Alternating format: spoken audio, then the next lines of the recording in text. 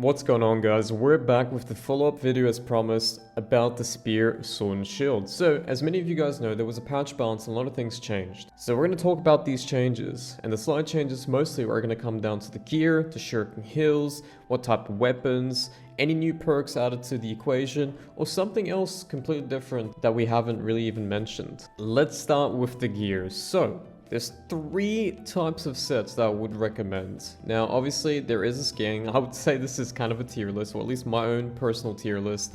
And we're going to start with the number 3. The number 3 is you don't go for shuriken heals, but you keep shuriken fortification with the health perk, with the conditioning perk. Conditioning perk could be thrust or slash conditioning, because that's mostly what you're going to be facing other than fire staffs. But if you're going to be facing a lot of fire staffs, you're going to need a flame protection amulet. Option number 2. And it's going to go back to the bread and butter. I think shuriken fortification and shuriken heals alongside a health perk or conditioning perk is your next best. So this is the second best option in my opinion. So if you still have this gear and you don't want to interchange it, you don't want to go through the grind for the next step, then keep it up. You're gonna need the Ankh though, because the Ankh kind of escalates shuriken heals, and that's why I think shuriken heals still deserves a spot. 10-second cooldown, yes, it is a nerf, but you're still getting 2000 plus HP, which is still quite effective. And the number 1 spot in my opinion is the Savage Divide / Death pieces. This can only be attained in the mutations. They have shuriken fortification, a elemental aversion, and it can drop with health or conditioning perks. Now this is insane because you can't craft shuriken for an elemental aversion. These are 2 perks on the same bucket. So you have 2 defensive perks that you cannot obtain anywhere else. If you haven't obtained these yet, I would highly recommend grinding the Savage Divide. It's currently on for a couple of days left, and I believe Death's rotation is going to be coming up in 1 or 2 weeks. So you can only get the gloves, the pants, for Savage Divide on heavy, which has strength. But if you want to get the boots as well, you can claim them from the Deaths. Now this is pretty insane because the overall mitigation is so high. And that's why with this build, you don't even need the Ankh. You can run the Ankh. Of course, it's going to be extremely good if you are playing alongside a healer. But if you aren't playing alongside a healer, then you don't even need the Ankh. And you can skip and go for the Endless Thirst instead. And that goes back to the next question here, is should I still use the Ankh if I'm not running shuriken heals? I've done some testings, and yes, it's still very good if you are playing with a healer. However, if you're not playing for healer, you should probably not be running the Ankh unless you're playing with shuriken heal set. And now we're gonna go to the bigger weapons. So the bigger weapons here, guys, we're not really gonna change too much for the spear.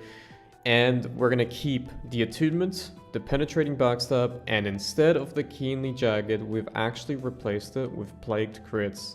Why plague crits, you might be asking? Because it doesn't really do damage. Well, there was a latest balance patch change, right? And any disease applied will include a penalty. This penalty will also affect outgoing healing, and therefore your values against healers or anyone that tries to self-sustain themselves will be affected twofold. This can also be stacked with different types of diseases, so if you have Bile Bomb with Plagued Crits, that's really going to be affecting overall healing or outgoing healing. And why didn't I go for Plague Strikes instead of Plagued Crits? Is of course a heavy, and you don't really use many heavies when it comes to the spear. However, it does work on Coup de Grace. The problem about that is, what's going to have more uptime? Is it going to be the Coup de Grace, or is it going to be Plagued Crits? Because Plagued Crits will always guarantee disease if you hit them from the back, because that's going to be a guaranteed crits. And on top of that, spear just naturally has a lot of ways in the passives to get crit uptime, and therefore plague crits was honestly the obvious answer.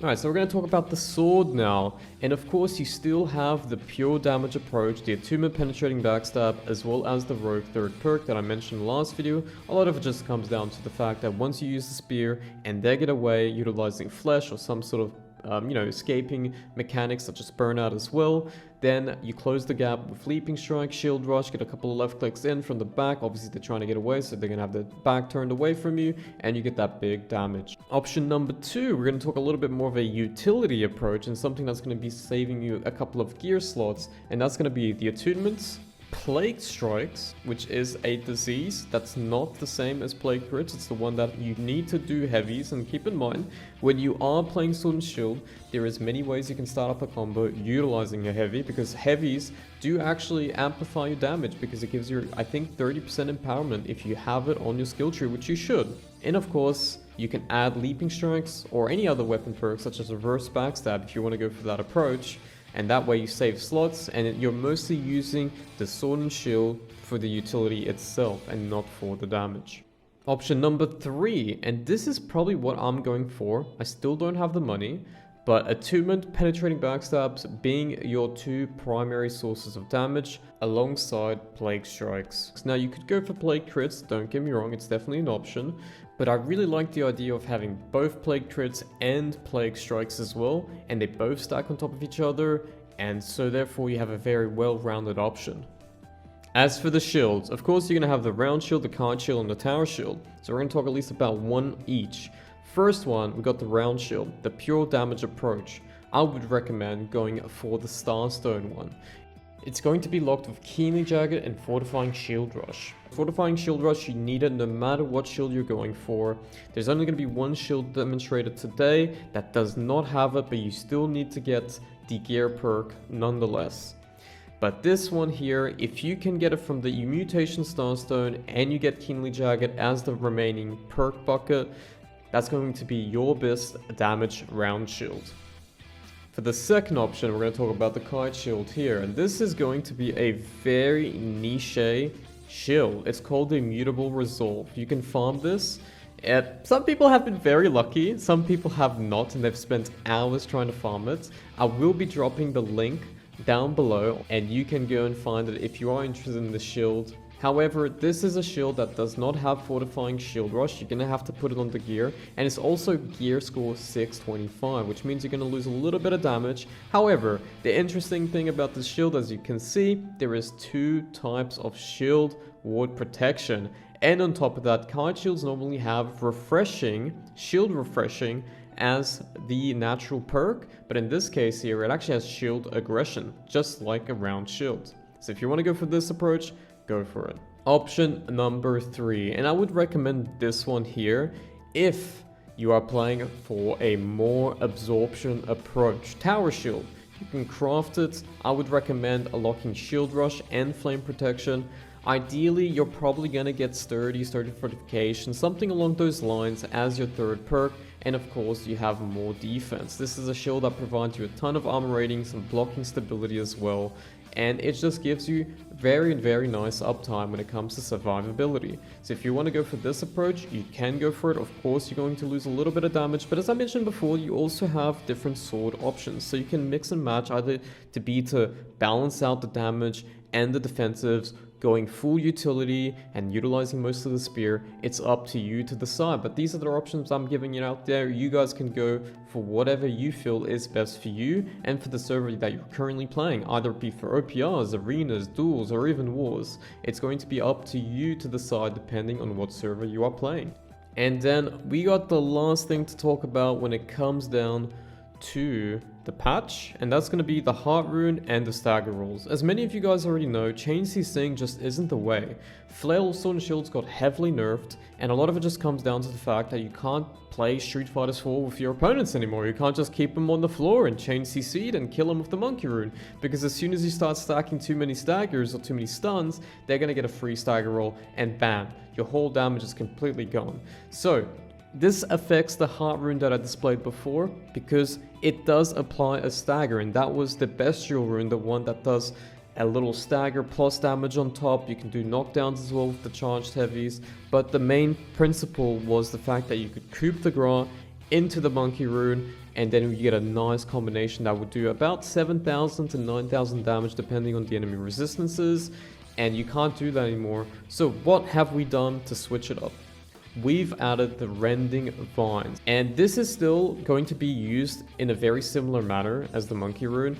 Pretty much you can use it after a stun, the coup de grace, and it cancels your animations as well, so there's some flexibility. Of course, there is the downside of getting exhausted. 50% stamina regen exhaustion is no joke. You could use Purifying Heart to remove those debuffs. This is a perk that you can acclaim on your ring, but it's up to you to really decide if you want to go for it, if you want to go for a damage perk.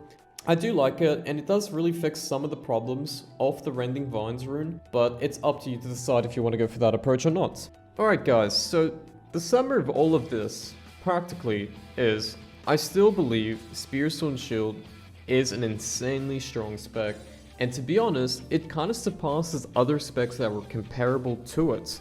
One of them being the Flail, Sword, and Shield, a very heavy CC kind of build to play. 4 kills in terms of combinations of stuns. You can't do that anymore, whereas the Spear, Sword, and Shield doesn't necessarily rely on that manner to actually kill healers, DPS, and other players, because it just pumps a ton of damage thanks to the toolkit, as well as the way we are speccing it. Other than that, Shuriken Heals gear is still very good. If you don't want to change your approach, you can keep it. Make sure you're using the Yank with it. If you don't have the Yank, make sure you're farming the PvP track, because that's how you drop it. You also have to keep in mind that disease have become more essential in this patch, and there might be more diversity when it comes to builds that applies diseases, either be with the pestilence, plague crits, plague strikes, and these are things that you need to be very careful about. And that's it for today, guys. If you liked the video, make sure to like and subscribe. I'm gonna be making sure to pump out some more videos in the next couple of days. And of course, there is a war channel up. If you'd love to see PvP content, war content specifically, link is in the description below. And I'll catch you guys in the next one.